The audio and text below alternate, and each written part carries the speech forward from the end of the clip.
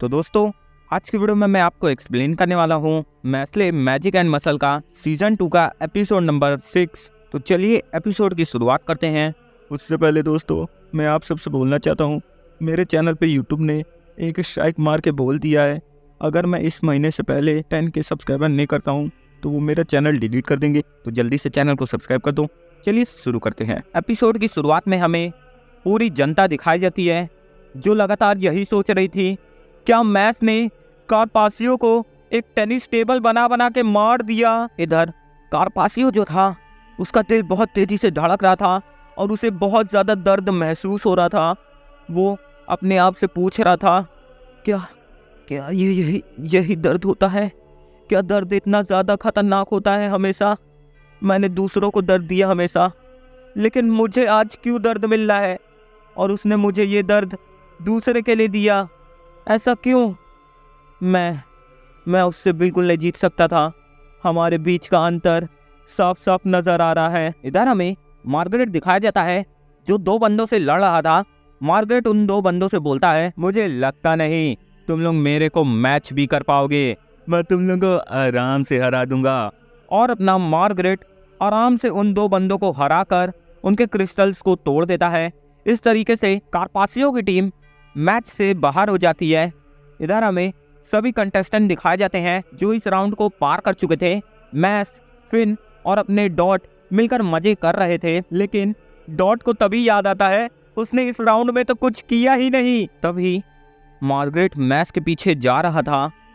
वोहलबर्ग बोल रहे थे, मैक्स, अब तुम्हारे सामने तुम्हारी सबसे बड़ी परीक्षा है, चलो दिखा दो अपनी ताकत। मार्गरेट बोल रहा था, आम के पकने का समय आ चुका है। मार्गरेट मैक्स से बोलता है, मैक्स, मुझे तो बस अगले राउंड का इंतज़ार है। तभी मैक्स की मसल उसे वार्न करती है कि ये आम अपोनेंट नहीं होने वाला है। फिन बोलता है, क्या हुआ मैक्स? मैक्स फिन को यही बात बताता है कि उसकी मसल्स उसे वार्न कर रही है। इधर हमें कैल्डो दिखाया जाता है जो मिस्टर वॉलबर्ग से बोल रहा था, मिस्टर वॉलबर्ग, आपको भी पता है पिछले साल रेनेम्स इसलिए जीत पाया था क्योंकि मार्गरेट ने पार्टिसिपेट नहीं किया था, लेकिन इस साल तो मार्गरेट भी है। मुझे समझ में नहीं आ रहा क्या मशरूम हेड उसे हरा पाएगा, क्योंकि उनके पावर का डिफरेंस साफ साफ दिखाई दे रहा है। जिसके बाद मिस्टर वॉलबर्ग बोलते हैं, शायद तुम सही कह रहे हो। तभी कैल्डो मिस्टर वॉलबर्ग से माफ़ी मांगते हुए बोलता है, मुझे माफ़ कर दीजिएगा, आपको जिसके ऊपर भरोसा है मैंने उसके बारे में ऐसा बोला। मिस्टर वॉलबर्ग बोलते हैं, ऐसी कोई बात नहीं है, आपको भी हक है अपना ओपिनियन रखने का। इधर हमें मार्गरेट दिखाया जाता है। मार्गरेट से एक कैंडिडेट बोल रहा था, ओ लॉर्ड मार्गरेट, अगर आप चाहें तो मैं उस मशरूम हेड को मार सकता हूँ। मार्गरेट उसके ऊपर हमला कर देता है और बोलता है, तेरी हिम्मत कैसे हुई ऐसा बोलने का? मेरा हक कोई मुझसे नहीं छीन सकता। जिसके बाद मार्गरेट के पीछे ऑटर आ जाता है। मार्गरेट ऑटर से बोलता है, मैं तुमसे भी बोल रहा था ऑटर, तुम्हारी हिम्मत कैसे हुई उस लड़के पे हमला करने की? मेरे मामले में दखल अंदाजी करने की कोशिश मत करना। ऑटर बोलता है, तुम्हारी मर्जी, जो करना है करो, बस मेरे काम को ढंग से करना, मैं शांत रहूँगा। वो कैंडिडेट पड़े पड़े सोच रहा था कि मार्गरेट कितना ज़्यादा बैड है। वो एक डिवाइन विजनरी से बिना किसी डर के बात कर रहा है। इधर हमें मैच दिखाया जाता है जो अपने आप में ही बड़बड़ा रहा था कि हमारे हाथ क्यों होते हैं, हमारे पैर क्यों होते हैं। और डॉट जो था वो गाना बजाया जा रहा था और एक कोने में लेमन भी यही सब कर रही थी और सोच रही थी, क्या मैं मैक्स के जीवन की दुविधा हूँ, क्या मैं उसके ऊपर बोझ हूँ? फिन बोल रहा था मनी मन, ये लोग आपस में क्या बकैती कर रहे हैं, इनकी तो बात कोई सुन भी नहीं रहा। इधर डॉट जो रहता है वो लेमन से बोलता है, मुझसे प्यार कर लो। लेमन बोलती है, नहीं करूँगी, और डॉट दुखी होकर रोने लगता है। जिसके बाद मैक्स अपना प्रोटीन शेक पीने लगता है क्योंकि उसका प्रोटीन पीने का समय हो चुका था। तभी फिन बोलता है मैक्स से, मैक्स तुम ये क्या कर रहे हो? तभी वहाँ पास अपना कैल्डो आ जाता है जो बोलता है, काश मैं भी तुम्हारे जैसा होता, एकदम रूल का पक्का। किसी को कुछ समझ में नहीं आता आखिर ये यहाँ कैसे आ गया। जिसके बाद कैल्डो मैक्स से बोलता है, चलो मैक्स, एक गेम खेलते हैं।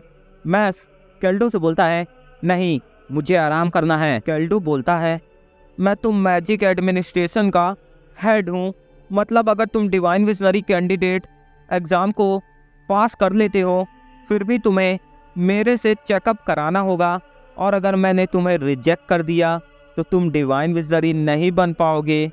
तो सोच लो मैस, तुम्हारी मर्जी क्या है। मैस बोलता है, अगर ऐसा है तो मैं ज़रूर खेलूँगा। केल्डो बोलता है, चलो ठीक है, फिर एक प्राइज़ भी रख देते हैं। अगर तुम इस गेम में जीत गए तो मैं तुम्हें फ्री में पास कर दूंगा। मैस बोलता है, अच्छा तो गेम क्या है। केल्डो बोलता है, बस आसान सा गेम है, अगर तुम देखते हो तुम हार जाओगे। केल्डो अपनी उंगलियां इधर उधर घुमाने लगता है, लेकिन मैस उसकी उंगलियों की तरफ नहीं देखता। मैस इस राउंड को जीत जाता है। जिसके बाद मैस की बारी आ जाती है। मैस अपनी उंगलियों को ऐसे घुमा रहा था जैसे कि गाड़ी का पहिया घूमता है। जिसके बाद केल्डो मैस से बोलता है, चलो रूल्स में थोड़ा चेंज करते हैं, मैं एक सर्कल बना दूंगा, तुम्हें 3 सेकंड तक उस तरफ नहीं देखना है जिधर मेरी उंगली पॉइंट करेगी। बिना सर्कल के बाहर जाए हम 3 राउंड खेलेंगे। पहला राउंड चालू हो जाता है। केल्डो अपनी उंगलियां डायरेक्शन में पॉइंट करता है, जिसके बाद वो मैस के ऊपर मैजिक का इस्तेमाल करने लगता है जिससे कि मैस उधर देखे, लेकिन 3 सेकंड हो जाते हैं, मैस उधर नहीं देखता। सेकंड राउंड में भी केल्डो की उंगलियां जिधर पॉइंट कर रही थी मैस उधर नहीं देखता। जिसके बाद केल्डो बोलता है, बहुत ही बढ़िया मैस, लेकिन इस राउंड में मैं अपनी तलवार इस्तेमाल करने वाला हूँ, चलो देखते हैं तुम क्या करते हो। तीसरा राउंड चालू हो जाता है। मैस अपने आप को लगातार रोके जा रहा था।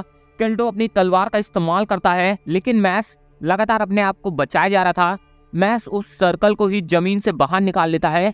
जिसके बाद 1 सेकंड बचा था, मैस अपने आप को रोक लेता है, लेकिन गलती से मैस के सामने एक चिकन का बच्चा आ जाता है और मैस उस डायरेक्शन में देख लेता है जिस डायरेक्शन में केल्डो ने उंगलियां की थी, और इस तरीके से मैस ये राउंड हार जाता है। मैस बोलता है, ओह नो, मैं तो हार गया।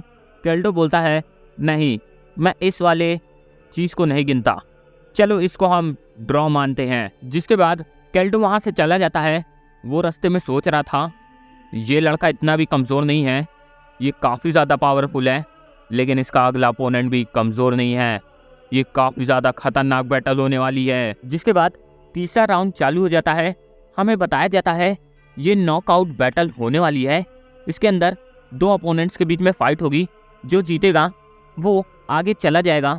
जिसके बाद मार्गरेट और मैस की फाइट के लिए अनाउंसमेंट होती है। सभी कंटेस्टेंट सोच रहे थे क्या मैस मार्गरेट को हरा पाएगा। इधर मिस्टर वॉलबर्ग बोल रहे थे, चाहे जो हो जाए मैं मार्गरेट की ताकत को नज़रअंदाज नहीं कर सकता, मैस अपनी पूरी ताकत लगा देना, बेस्ट ऑफ लक। राउंड की शुरुआत होने से पहले मार्गरेट मैस से बोलता है, चलो मैस देखते हैं क्या तुम मुझे वो मज़ा दिला पाते हो जिस मज़े की तलाश में मैं यहाँ आया हूँ।